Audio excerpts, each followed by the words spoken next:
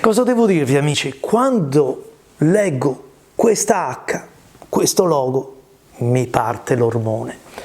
Hasselblad, oggi vi parlo della X1D, la seconda serie, e questa sì che è una camera da leccarsi i baffi.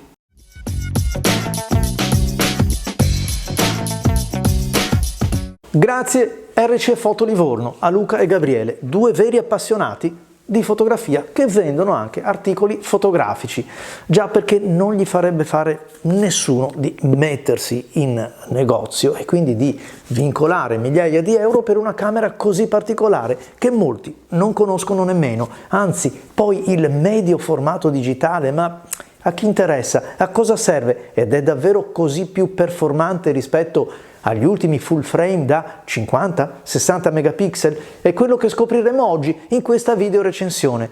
Quindi grazie a RCE Foto, che è il più grande gruppo di usato fotografico garantito che abbiamo in Italia.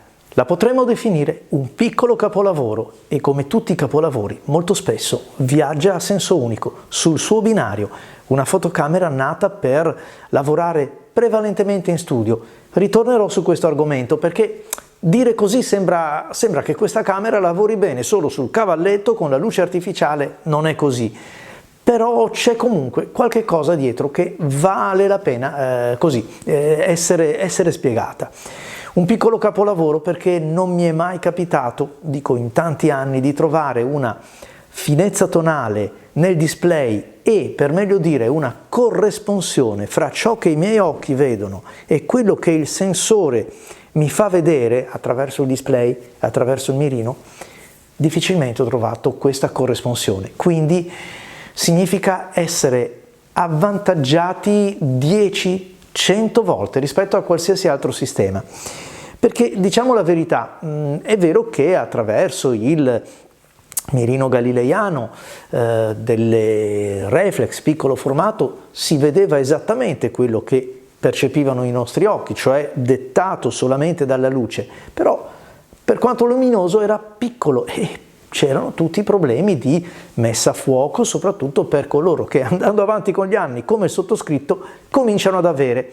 Invece qui non ci sono, perché il mirino è veramente grande e, se non vi basta, c'è un display ancora più grande, uno dei più belli che abbia mai visto in questi ultimi anni, nitido, preciso, anzi vi fa venire voglia di scattare perché sembra rendere ancora più bello quello che c'è di reale. Io sposto gli occhi dal display sul mio soggetto e vedo quasi la stessa identica cosa.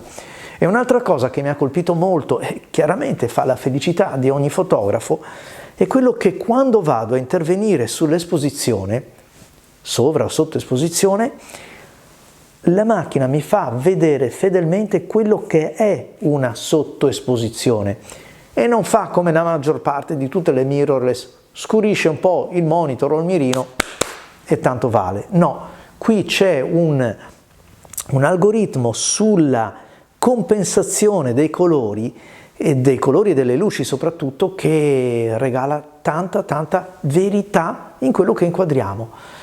Favoloso. Certo, lo avete visto prima, una macchina che è anche bella, non solo lavora bene, è anche bella. Eccola qua, anzi, fatemela tenere un po' in mano. Una macchina che si impugna bene, un po' come tutte le Hasselblad, ha questa maniglia, chiamiamola così, che sporge un pochettino con questo profilo un po' accentuato, insomma si impugna bene. Pesa meno di 1 chilo. Perché deve stare solo in studio? Chi lo ha detto? Anzi, è molto bella anche da portarsi appresso per fotografare. Però è una macchina che ha forse osato un tantino troppo nel design.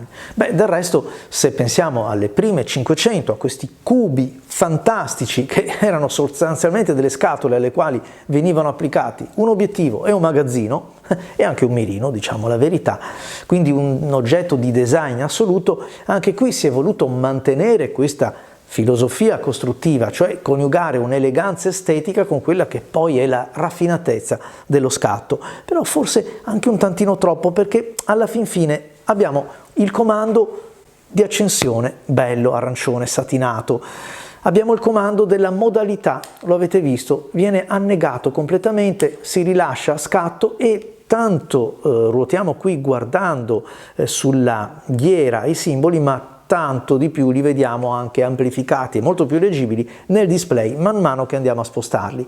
Però in definitiva ci sono soltanto, scusate vi ho detto accensione prima, questo è quello di scatto, questa è l'accensione, ma sostanzialmente abbiamo solamente questi due pulsanti per intervenire sui comandi, un po' poco, e dietro ancora meno, dietro non c'è né joystick né ghiera né rotella, c'è soltanto la ghiera frontale e quella posteriore, e attraverso questi due comandi si deve governare la camera.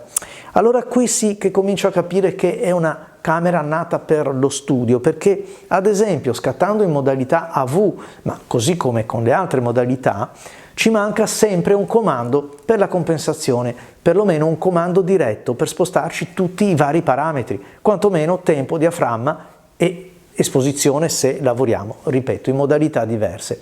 Questa è una cosa che manca, e allora quando sono all'aperto, quando sono fuori a fare delle fotografie, posso essere un po' spiazzato, anzi rallentato nella mia operatività.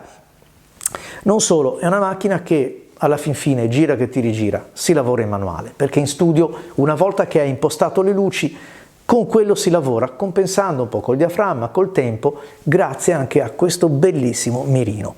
Ma allora studio, e fuori una macchina così invitante che è più piccola di alcune reflex, leggera, non me la posso portare fuori?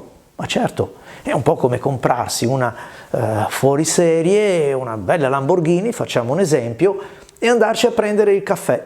Beh, in centro, non significa mica che non sia appagante, tutt'altro, e che la sua vera indole, la sua vera dote, il DNA di quella automobile, così come quella di questa camera, la spremete in un altro ambito. Ad esempio non c'è raffica, il video è quasi irrisorio. Che cosa faccio? Guardo in un mirino dove con tutta la luce, che non è quella controllata dello studio, ma la luce diurna così variegata, così cangiante a seconda di un singolo passo che posso fare, ad esempio in città, ma anche in montagna, mi cambia tutto. Non riesco, in altre parole, a cogliere tutta quella finezza che la macchina mi porta in dote. Non ho il mio agio, la mia giusta concentrazione che lo studio fotografico mi concede con la macchina sul cavalletto e l'oggetto da riprodurre, dove posso guardare anche con la luce controllata, cioè senza fastidio, tanto il mirino quanto il monitor. Quindi è una macchina che si definisce o viene definita da studio solo per questo fatto, cioè perché lì è il suo ambito, lì è dove riusciamo a trarre il meglio. 50 milioni di pixel, sì, mi interessa relativamente i 50 milioni, ma la qualità di questi pixel sono di rilievo assoluto. Tanta finezza tonale, tanta gamma che alla fin fine, quando si lavora con questa macchina, si lavora un pomeriggio con questa, tornare su una Sony A1, su una Nikon D6, sembra veramente di fare un passo indietro. Nessuno me ne voglia, lo sappiamo che la fotografia la fa la luce, e poi c'è il manico del fotografo e anche certamente l'attrezzatura, perché anche un bell'obiettivo e una bella camera concorre alla realizzazione di un bello scatto. Ma che cosa voglio dire? Che il comfort che regala questa macchina quando ci mettiamo in studio a lavorare, e quindi la possibilità di controllare la scena noi per primi e di vederla riprodotta nella camera, è un tutt'uno. Questo è un vero piacere. Tornare su una camera più piccola con un mirino validissimo come quello può essere della Sony, della Nikon o un mirino anche ottico, significa comunque essere meno predisposti al lavoro. Quindi nessuno me ne voglia, però questa è la verità. Quando trascorro i miei pomeriggi a fare lo still life con le mie camere e passo con una di questa, diventa tutto più facile e anche tutto più bello, mi sento più bravo anch'io, pensate un po'. Mi sono interrogato a lungo da cosa possa dipendere questa qualità migliore del file, perché alla fin fine stiamo parlando di una di un sensore che è comune anche ad altre camere, di curve o algoritmi applicati che sì, insomma, bene o male hanno un po' tutti i brand. E allora la risposta unica che mi viene in mente è proprio quella della qualità del pixel, un po' come per il prosciutto crudo che ce n'è da 10 euro fino a 50 se compriamo il culatello. E qui ci sono dei diodi di altissima qualità, raffinati, belli, tosti, capaci di prendere e raccogliere quello che la scena mette a disposizione. Quello che invece altri diodi meno pregiati, adottati da altre aziende per il contenimento dei costi, invece non riescono a fare. Credo sia questa l'unica plausibile spiegazione del successo di questo sensore, di questa estrema raffinatezza che ho riscontrato. Sempre queste macchine hanno tanti pro, ma anche tanti contro. Fotografia d'azione ce la scordiamo, fotografia a mano libera. Sì, si può fare, ma forse c'è chi fa di meglio. Perché? Perché ho fatto proprio un test comparativo.